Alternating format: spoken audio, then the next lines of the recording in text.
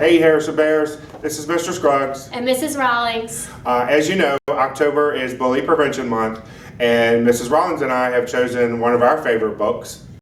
The Juice Box Bully, Empowering Kids to Stand Up for Others, written by Bob Sorensen and Maria Didi. And we want to share that book with you today. As Pete stood in front of his new class, Mr. Peltzer announced, "Let's welcome Pete to our team. Pete, you will be sitting behind Ralph." Settling into his seat, Pete pulled his hat down over his head so that only his eyes could be seen. Turning around, Ralph warned him, "They don't allow hats in class here." "You're not my mother," snarled Pete.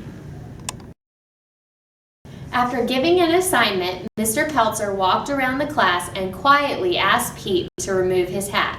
Once he walked away, Pete poked Ralph. "Thanks a lot," he growled. Later that day at recess, Pete didn't ask to join the soccer game. Instead, he watched. "Hi, Pete," Ralph said. "Do you want to get into the game?" "Not with those nerds," Pete replied. "I don't like those kids."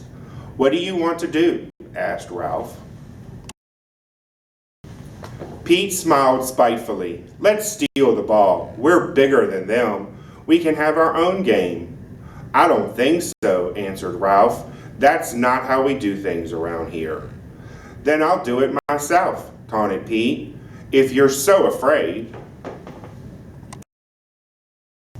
Pete ran over to the field and yelled, "Pass it to me!" When David passed the soccer ball, Pete grabbed it and ran off the field. "What's going on?" shouted David. Pete didn't answer. He ran faster and faster, then turned and waved the ball in the air. At first, the kids just stood there. Then they huddled together before walking over to Pete. Ruby and Lucy led the way. "I know you're new around here, but what are you doing?" asked Ruby. "I'm playing with the soccer ball," Pete snapped. "Think you're going to take it away from me?" Ruby didn't argue, nor did she threaten. "Pete, instead," she softly but firmly explained, "it's your first day here, so there is no way you could know this. In Mr. Peltzer's class, we made a promise. We promise to take care of ourselves, each other, and our classroom, and to solve problems peacefully. We promise that in class, no one would stand by and accept bad behavior. When someone acts hurtfully, we all speak up. We want you to be a member of this class and to make the same promise." Dumb rules, dumb promises. Throwing the ball to the ground, Pete walked away. The next day, Pete ate alone. When he finished lunch, the kids raced out of the lunchroom while Pete trailed behind. Ruby ran up to Pete and asked, "Do you want to play soccer today?" "I don't play with nerds." "Okie dokie," Ruby replied. "Hey, Ruby," Pete called after her. Ruby stopped and turned. "Nice shirt," Pete complimented. Then he squirted his juice box right at her. "You are so mean," she shrieked at him. "I'll tell everyone how mean you are. You won't have any friends." By now, Ralph, David, and some of the others had come up to them. "Ruby, I won't let you do that," Ralph said clearly. "Remember our promise?" "I don't want to remember the promise. Look what he did.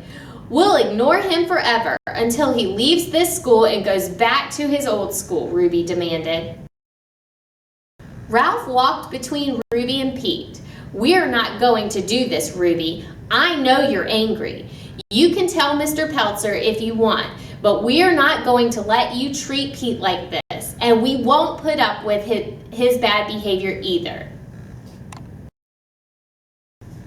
Ruby stomped away, leaving Pete and Ralph behind. "No one's ever done that before," Pete said. "Why did you stand up for me?" I've been in your shoes, and I learned being a bully doesn't work. And I'm not a bystander, Ralph said. I don't stand by and let mean things happen.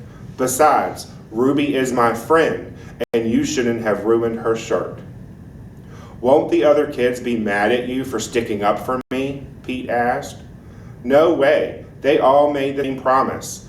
We talked about it for a long time with Mr. Peltzer, and every kid here tries to keep that promise.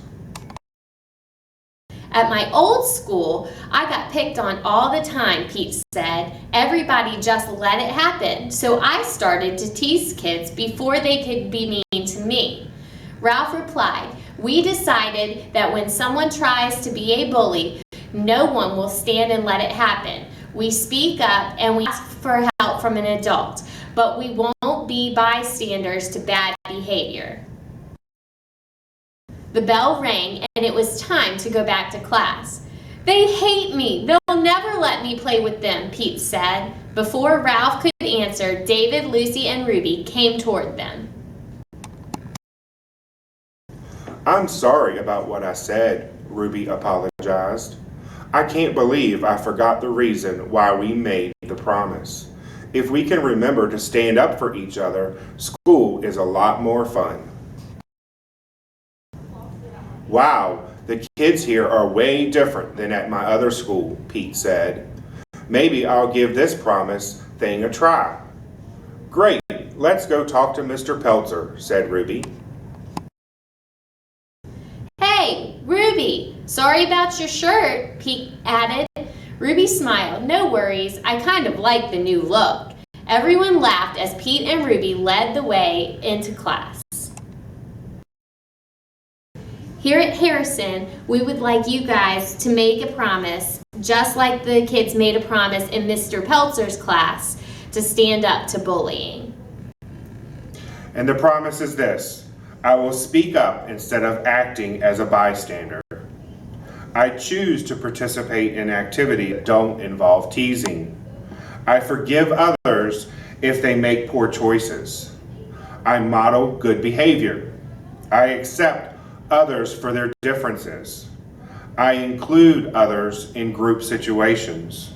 I will talk to an adult when there is a problem I cannot manage on my own. And I am powerful in making a difference in my school. Thanks, Harrison Thank you, Bears. guys. We hope you enjoyed it.